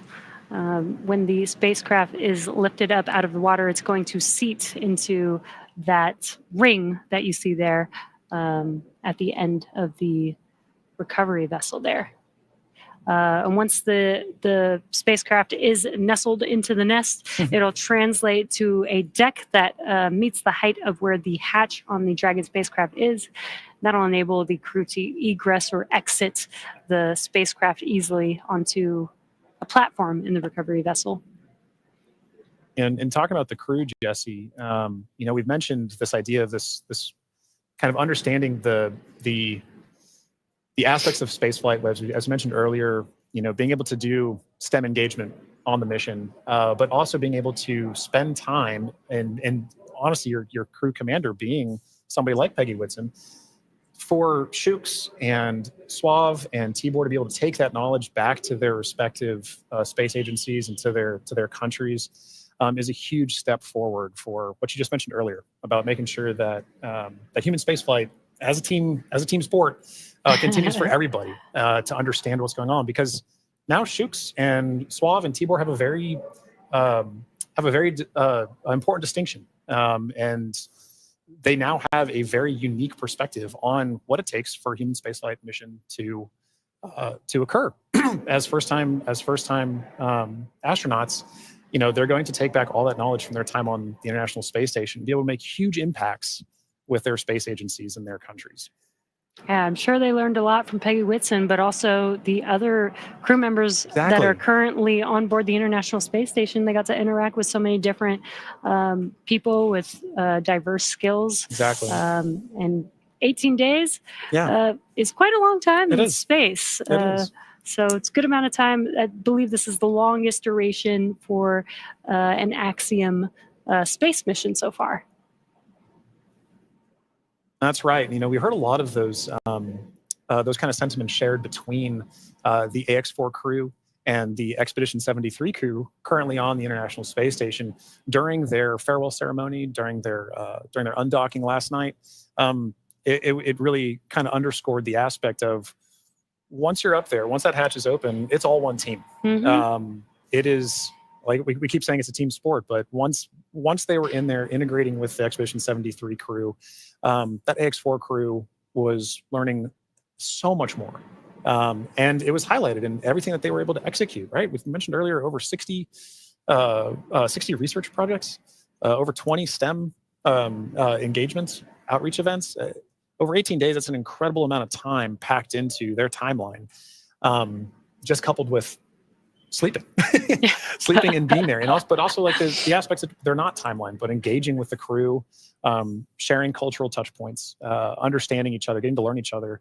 And they did have the benefit of getting to meet this Expedition 73 crew before their flight. So by the time they were opening that hatch, they kind of knew each other. And I think it's an incredible aspect of this mission for sure. That's so awesome. Yeah. I wonder what their comms were. I'll meet you in space. Exactly right. I wish I had the ability to say that. That'd be so cool. One day when we're all able to fly in space. All right, sounds good. I'll see you in space then. See you in space, John. Looks like we're getting closer. They are pulling the spacecraft towards the recovery vessel. Looks like we're rigged up, and you can see the hydraulic lift moving forward and down. And then it will begin to lift the spacecraft out of the water and again into that Dragon nest that you see there on the recovery vessel.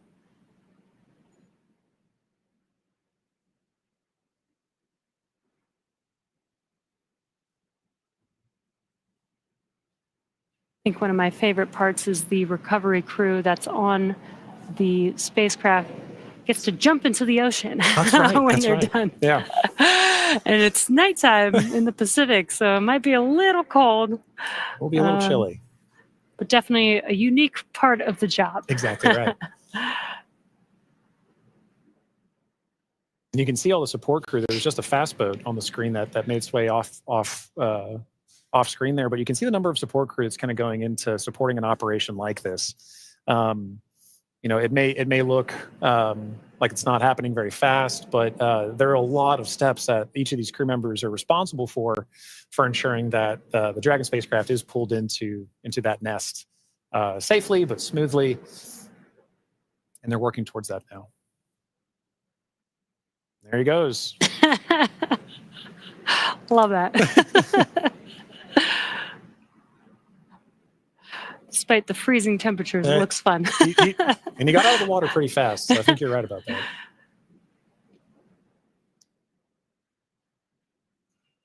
All right. Looks like lift is about to begin.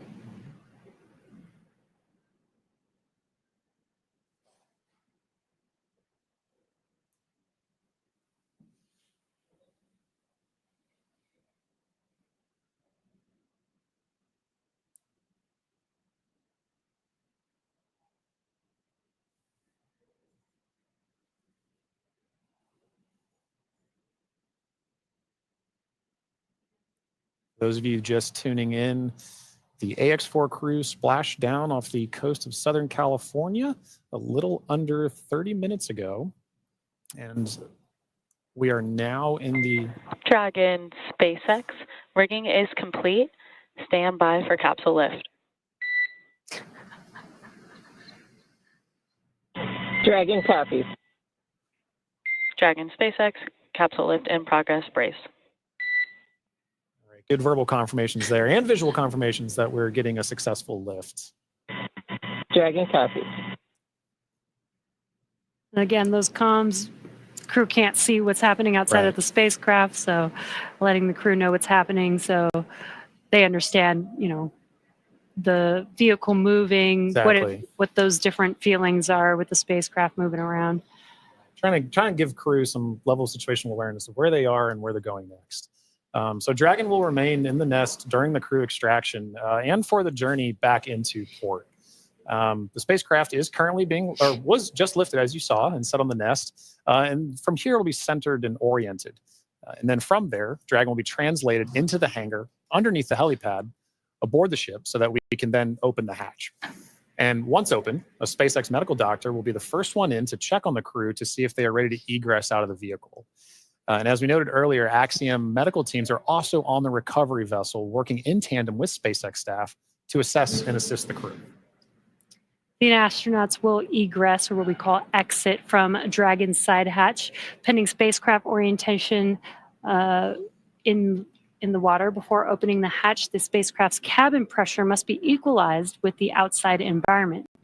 Now, once the hatch is opened, that will be the Axiom 4 crew's first breath of fresh air since boarding Falcon 9 at the start of their mission on June 25th. And that will be an exciting moment for the crew, I know. But for the crew and also for the ground crews, getting that first confirmation of your crew exiting the spacecraft, getting good medical checks, and then coming out and giving a thumbs up is something everybody wants to be able to see, and we'll be able to see it soon. Yeah. And it looks like the spacecraft is nestled into the nest. Dragon, SpaceX, welcome aboard the recovery ship. Apology for the delayed call earlier. We're still working to transition the forward link. Recovery personnel are completing their final checks, and I will let you know when we are ready for translation across the deck to the eCrest platform.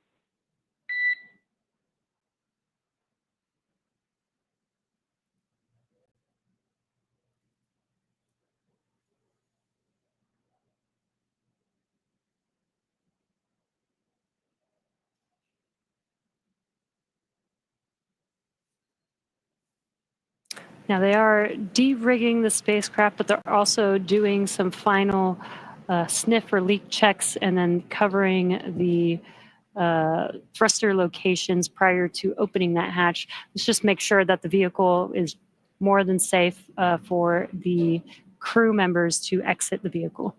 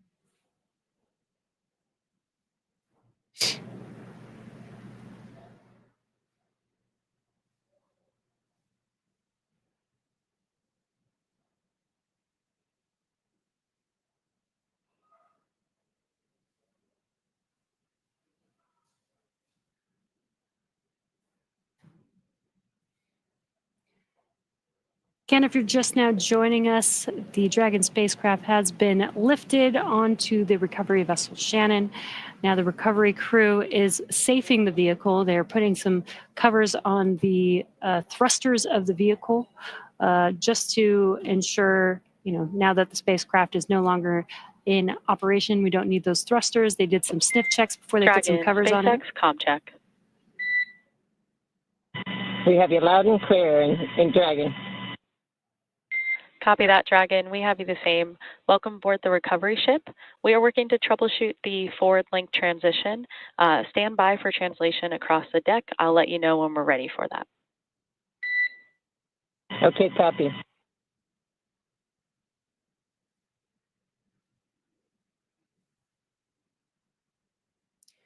The crew is preparing for translation. This is where that Dragon nest is going to move the spacecraft towards the deck, and that deck is going to meet the bottom of the Dragon hatch, and that'll enable the crew to egress or exit the Dragon spacecraft onto a platform on the recovery vessel. And again, the recovery crew looks like they may have finished safing the vehicle in preparation for that translation. As you mentioned, Jesse, that hatch that you see right in the center of the spacecraft, when we see crew egress from that, SpaceX Medical personnel will be there to assess crew and assist them along with other ground support crew out of the spacecraft. And at that point, that'll be our first time being able to see the AX-4 crew since their liftoff to the International Space Station on June 25th.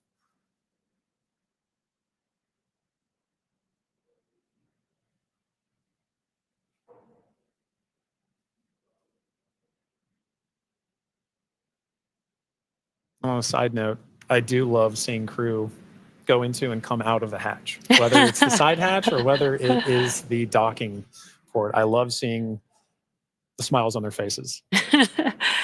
Yeah, it's going to be exciting for them once we open this Dragon side hatch.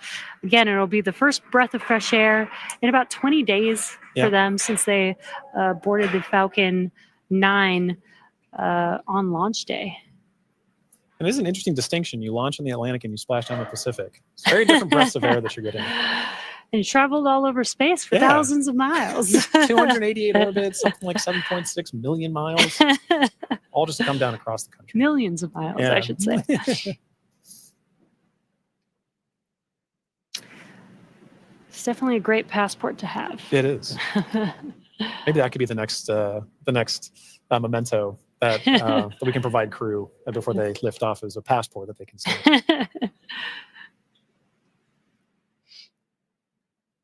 I think the locations would be orbits. That'd be really cool. Outside of Earth. Yeah. Earth orbits, low Earth orbit.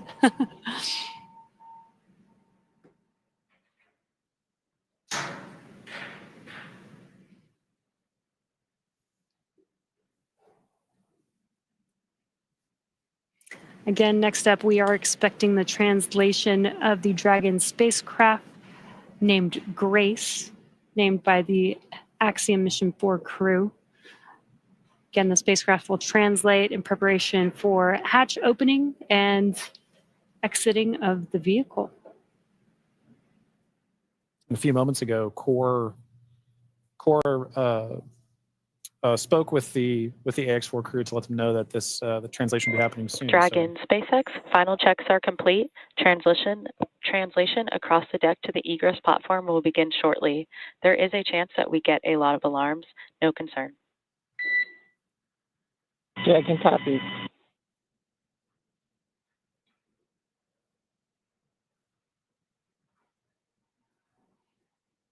And we have movement. Translation is beginning.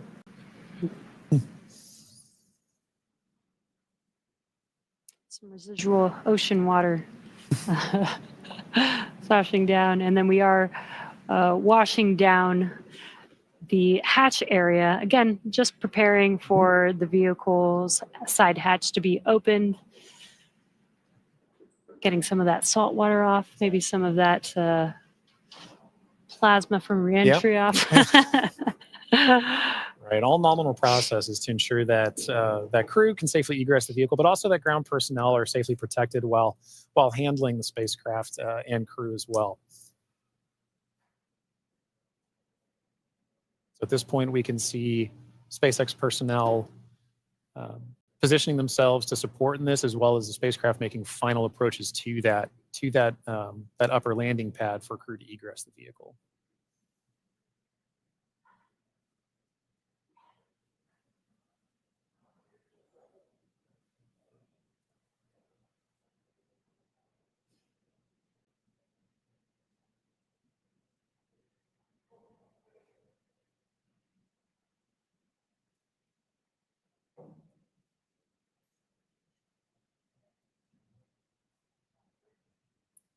After that freshwater wash down of the hatch area, we're seeing some final wipe downs as well.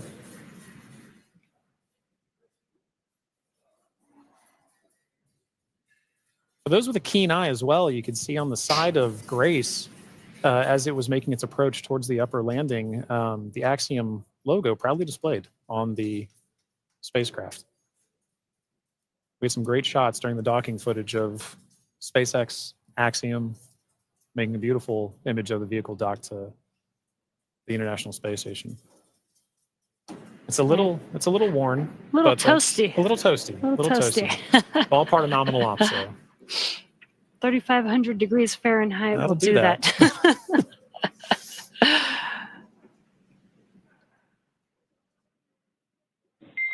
Dragon, SpaceX, standby for side hatch opening and egress of some smiling faces. Here we go.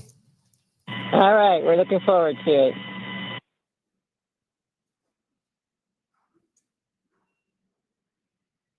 They are just about to open that side hatch. And again, first person that'll greet the crew will be the medical officer.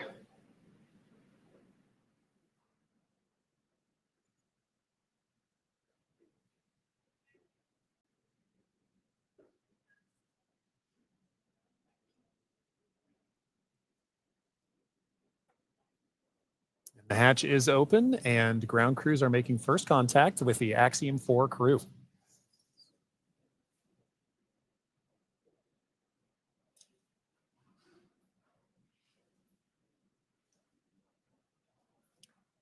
And you see that square looking tool, that's just a protector for the hatch seal for while the crew egresses.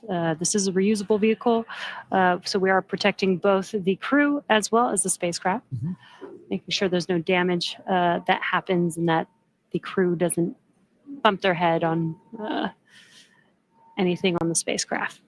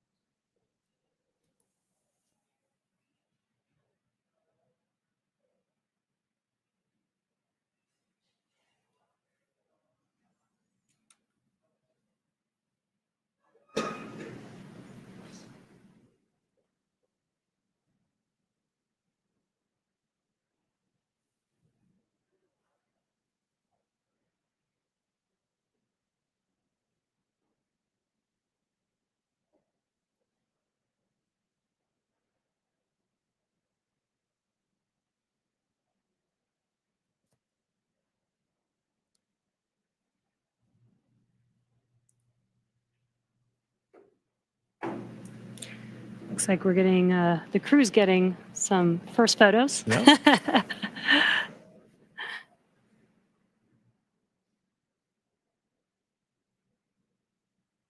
a good sign that they had good initial comms with medical personnel.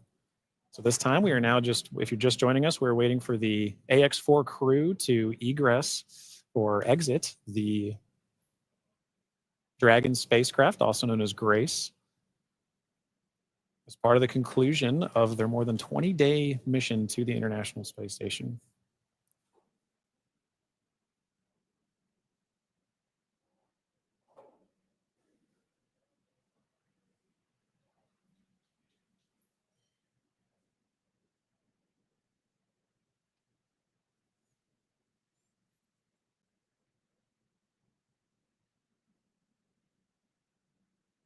You can see the crew is handing some of their cargo. That looks like their tablets that they use throughout their mission. Making it a little easier for crew to make their way out of the spacecraft as well.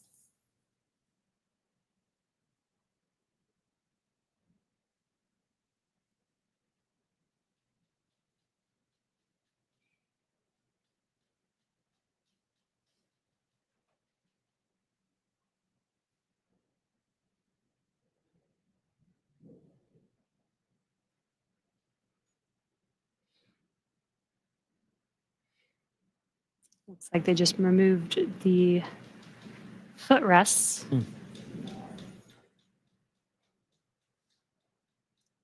Gives the crew some space to get out of their seats while they are exiting the vehicle.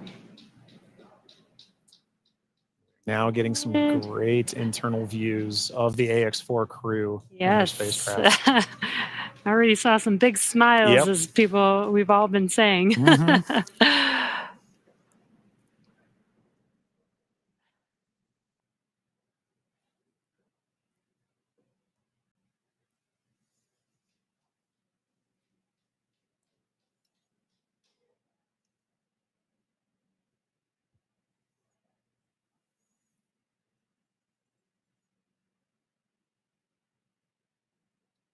As we wait for the AX4 crew to egress the vehicle, you can see ground crew is still putting in aspects of I'm not going to call it rigging, but hardware to help the crew get out of the spacecraft more easily. Reminder that they've been in microgravity for a little over 20 days, and occasionally your first few steps back on Earth can be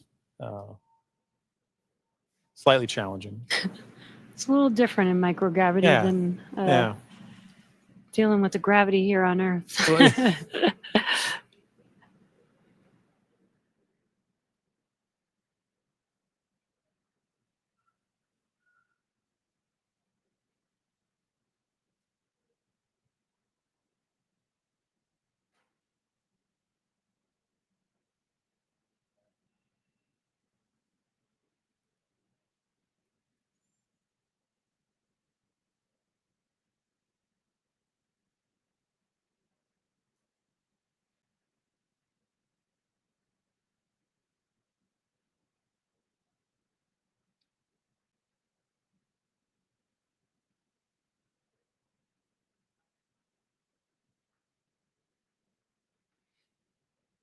Just now joining us, we are waiting for the AX4 crew to exit the Dragon spacecraft Grace.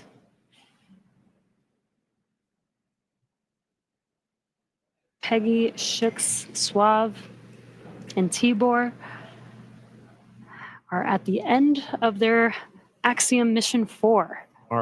After 20 days in space, 18 on board the International Space Station. 18 days.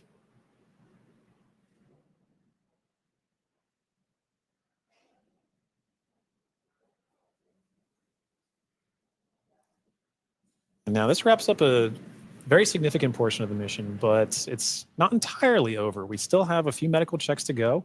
And then in addition to that, the AX4, all the research done on the AX4 mission is all going to be in a world of post-processing, analysis, assessment, and that's all part of it, as well as crew debriefs.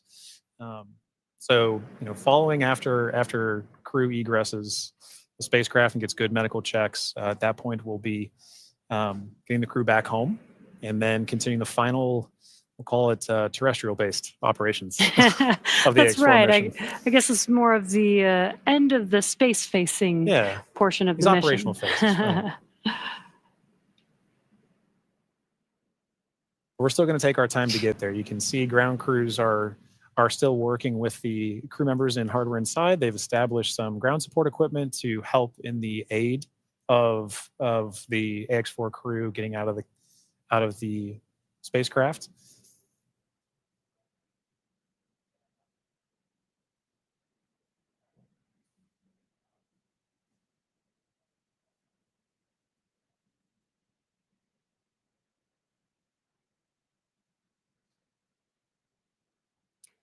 And some of their aids are not too complex. That white platform that you see there is essentially a slide. Yeah. But an important one. A very important slide. But in addition to that slide, we do have, there's a complex tool that you mentioned earlier, Jesse, about protecting the seals. We can see now crew looking to make, the first crew members looking to make their egress from spacecraft along that slide. Sliding out.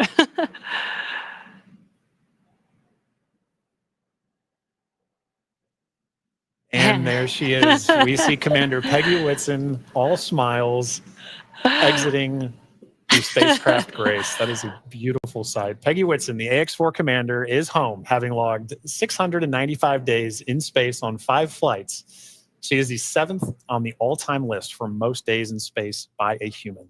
It's an incredible feat. Legendary.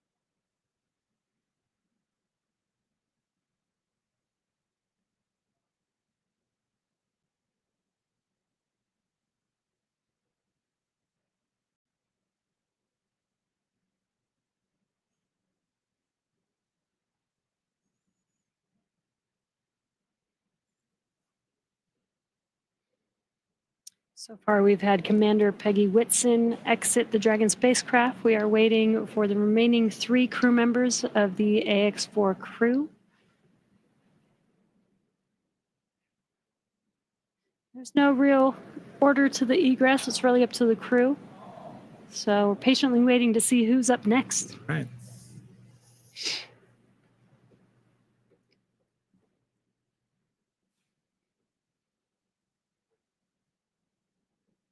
If Peggy is in the indication, which I think she is for this particular crew, we'll see another big smile coming out of the Dragon spacecraft in a moment.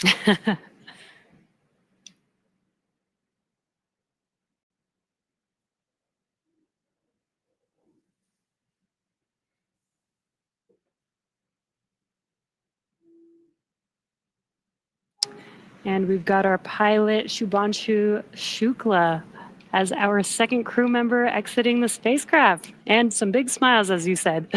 India reached a major milestone for the nation's space exploration goals. AX-4 pilot Shubhanshu Shukla became the first astronaut to fly from the country's newly established astronaut corps. His participation marks a vital step forward for ISRO's Gaganyaan program, which aims to send Indian astronauts into space aboard domestically developed spacecraft. Shukla's flight demonstrates India's readiness to execute international missions and reflects the country's broader ambitions to become a key player in the global space community. As India continues to expand its capabilities in crewed spaceflight, this mission serves as both a proving ground and a symbol of its commitment to innovation, collaboration, and leadership in space exploration.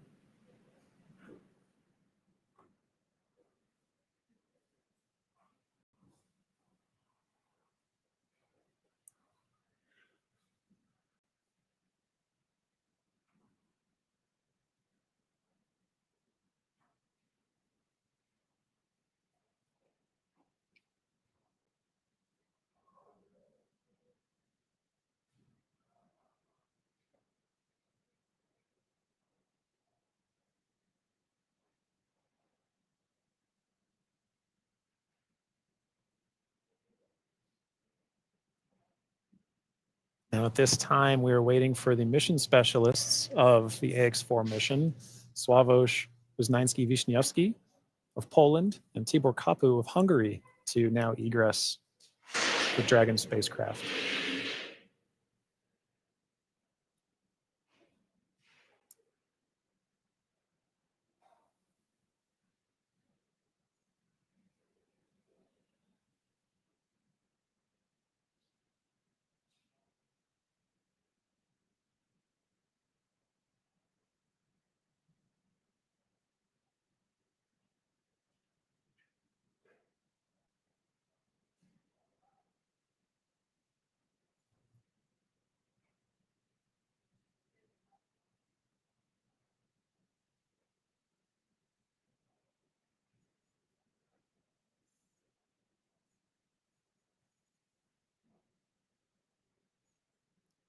We have our third crew member now egressing the vehicle. And there is Sławosz Uznański-Wiśniewski of Poland. Sław is all smiles for this, which I love to see. Now, Poland's participation in the AX-4 mission through the Ignis program marked a pivotal step in the country's growing role in space exploration. Astronaut Sławosz Uznański-Wiśniewski, flying in partnership with the European Space Agency, led a research agenda focused on some of the most pressing challenges in human spaceflight: mental health, artificial intelligence, and radiation monitoring. These areas are critical not only for ensuring astronaut well-being on long-duration missions, but also for enabling safe and sustainable exploration beyond low Earth orbit. The Ignis mission reflects Poland's strategic investment in cutting-edge science and its ambition to contribute meaningfully to the future of deep space travel. It also signals a broader shift in Europe's space landscape, where emerging space nations are taking on increasingly vital roles in shaping the next era of exploration.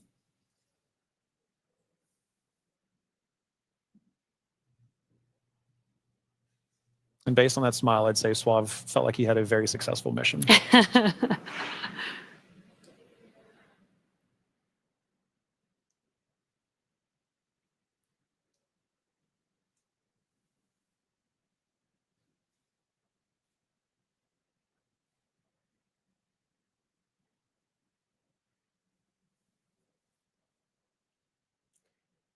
3 of 4 crew members have exited the Dragon spacecraft. We're now just waiting for the final crew member, Tibor, to exit the spacecraft here.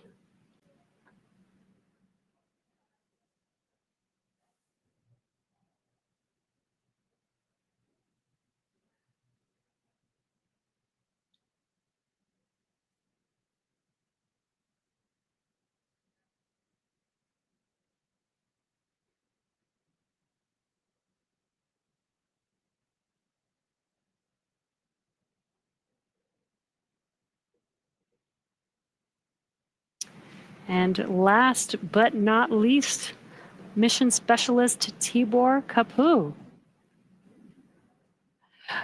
Hungary marked a significant milestone in its space ambitions with the AX4 mission, as astronaut Tibor Kapu became the first Hungarian to reach the International Space Station, and all smiles from him there.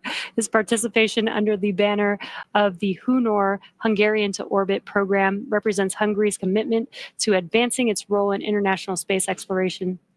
This mission signifies the country's return to human spaceflight after decades and highlights its strategic investment in science, technology, and innovation.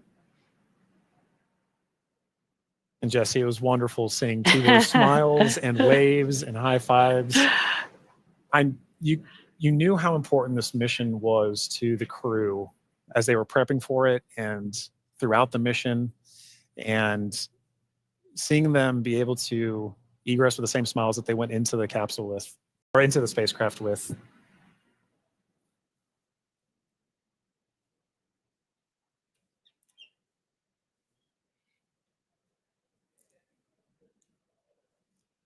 Well, at this point, the crew is now safely back home on Earth. Yeah. Now that our crew are safely back home on Earth and getting the first checks by SpaceX and Axiom space medical teams, we're going to wrap up our live coverage of their historic return. AX4 lifted off from Launch Complex from Launch Pad 39A at 2:31 a.m. Eastern Time on Wednesday, June 25th, and arrived at station on Thursday, June 26th. They spent about 20 days in space and 18 of those days on the International Space Station before undocking yesterday. And then this morning at 2:31 a.m. Pacific Time, they splashed down off the coast of San Diego, California. What an amazing journey it's been for them so far. Yeah, it's been absolutely incredible. And Jesse, it's been fantastic again sharing desk with you. Thank you so much for joining me on this, and I'm glad we got to spend this time together. But now this crew's entire trip is home, we're ready to move on to the next phase of the mission. So to SpaceX, thank you for an incredible flight and taking such great care of our crew. To NASA, the International Space Station partners, and the Expedition 73 crew, thank you for helping make the efforts of the AX4 mission possible. We're really looking forward to collaborating with everyone again soon. And a special thank you to ISRO, ESA, and Hunor for entrusting us with this mission. And to all of you watching at home, it's been an honor and a privilege to share the journey of Peggy, Shuks, Sław, and Tibor to space and back again. So as we bring this mission to a close, we celebrate how the AX4 mission continues to demonstrate that the opportunities presented in microgravity have now grown to include more countries, more institutions, industries, and individuals than ever before. Through missions like this, we're redefining the pathway to low Earth orbit and building for beyond. So be sure to check out axiomspace.com to learn more about flight opportunities available along our journey to the world's first commercial space station. I'm John Rackham, and we're now signing off with a final welcome home to the crew of AX4. And I'm Jesse Anderson. Thanks to everyone for joining us on another successful mission to the International Space Station. Check out spacex.com/launches for updates and for the schedule of upcoming missions. And be sure to follow at SpaceX on X. And that'll do us for us here in Hawthorne. We'll see you on the next mission. Welcome home.